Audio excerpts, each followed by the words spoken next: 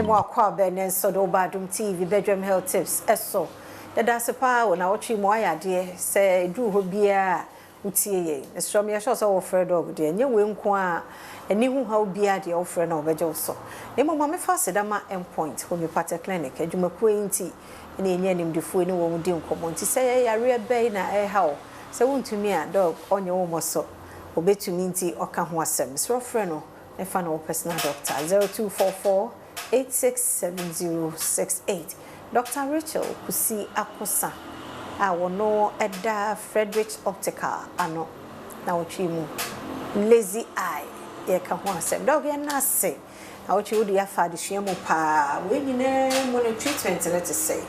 Nsa fia me da se mesha asia fi Oba clinic no sani pa ne ba ya ne test e fe be visual acuity e wo se ye sani pa no wade hu te sen ye wi ne a check eye pressures no because because eye pressure and ma woni ba ko no enhu ade won say ye ka no ye nka say every time bia woni ba ko hu ade no wo amblyopia there be sa wo balance ye check here e be ka sa mpo a we ete na wo na nya amblyopia ne bia eno nti e ba ye do mpo scan so correct me boa na ne nyina mu no one treatment I yetade ma for amblyopia pair glasses.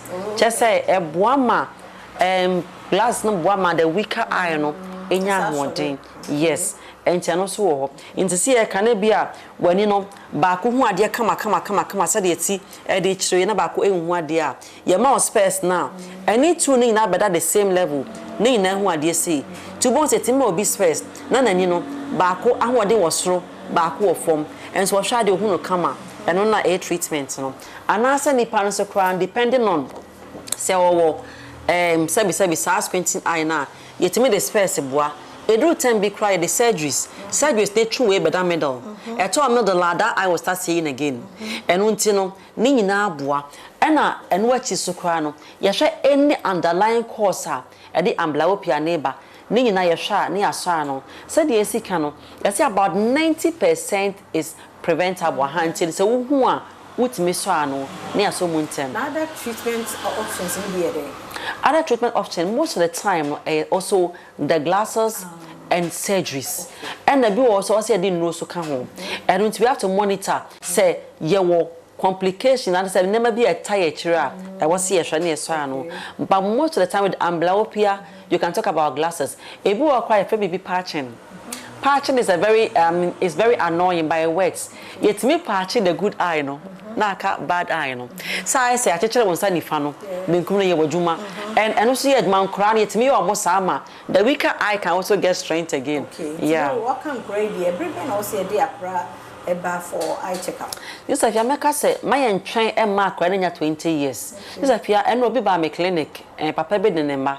Wonim say akra as of 6 years 8 years and 10 years. Nema training nyina eye pressure, severe eye pressure. Ada ya papa na glaucoma, maame ne so wo. Omma ne nyina wo. Enti ye ka no, akra 6 months 1 year going bia no. Mane ko hu ne doctor for the first sign. Mane nya general examination. Oh, sa na obey po eye pressure. Sa na obey kra no or astigmatism. Astigmatism for your mom hwe ade a niama no so na da ni si sankofo no. Mane kai wan hwe yi a it can cause amblyopia. Yeah. My number by your number 0244982821 0244982821. Yeah, now catch Dr. Rachel Onyamisha.